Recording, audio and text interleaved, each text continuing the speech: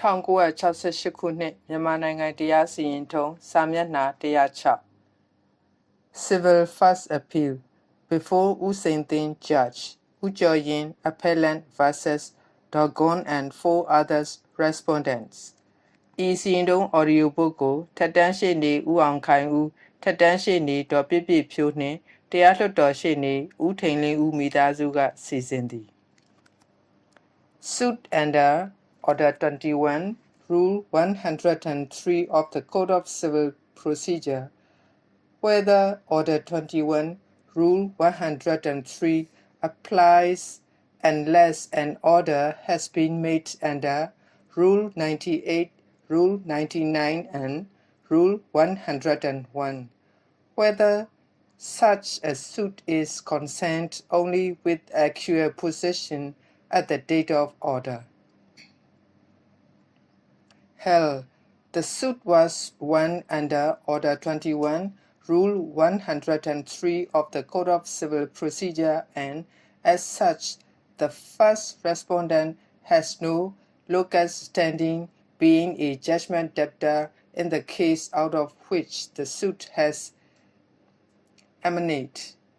Order 21, Rule 103 does not apply unless an order has been made under Rule 98, Rule 99, and Rule 101. Not only it is necessary that an actual order under the said rule should have been made, but the order must also have been one made after investigation as contemplated by Rule 97, Sub-Rule 2, and Rule 100, Sub-Rule 2. No such order has been passed by the court concerned. Sarat Chandra vs. Tarini Prasad, ILR 34, Calcutta, 1907, page 491, referred to. Hell further, a suit under Order 21, Rule 103 is concerned not only with actual possession at the date of the order, the suit must be to establish the right which the plaintiff claims to the present possession of the property. Ugoji 2 for the appellant. Utension for the respondents number 1, 2, 4, and 5. U Sein Tin Judge in Civil Regular Suit number 890 of 1953 of the City Civil Code Rangoon. On Masotin obtained a degree for K 4500 against Dogon, the first respondent in the present appeal before me. In execution of the said degree, the suit property were sold by public auction. U Chao Yin, the appellant, was the auction purchaser to whom after a protracted litigation a sale certificate was issued. U Chao Yin finally succeeded in obtaining delivery of possession in respect of the top floor of the suit building on 7 January 1963. When the deputy bailiff of the court, after breaking open the door of the premise, gave possession of it to U Chao Yin. Thereupon, the present respondents, alleging that they were wrongfully dispossessed of the property, filed a suit out of which the present appeal has arisen. The suit was on purporting to be under Order 21, Rule 103 of the Code of Civil Procedure. The land trial judge thought that the main point for consideration was whether the plaintiffs were in possession of the suit property on 7 January 1963 and whether they were wrongfully dispossessed as alleged by them.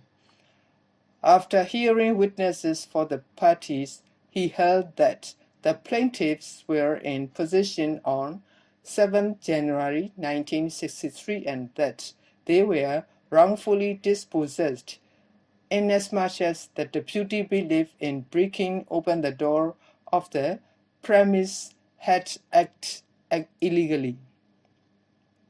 The suit was accordingly decreed with cost, hence this appeal. I may say at once that the lower court has entirely misconceived the nature of the suit filed by the plaintiffs.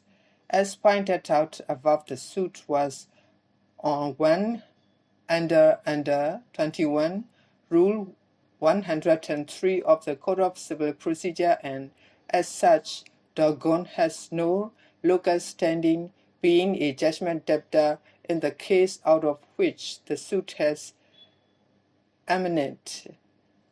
Order 21, Rule 103 does not apply unless an order has been made under Rule 98, Rule 99, and Rule 101.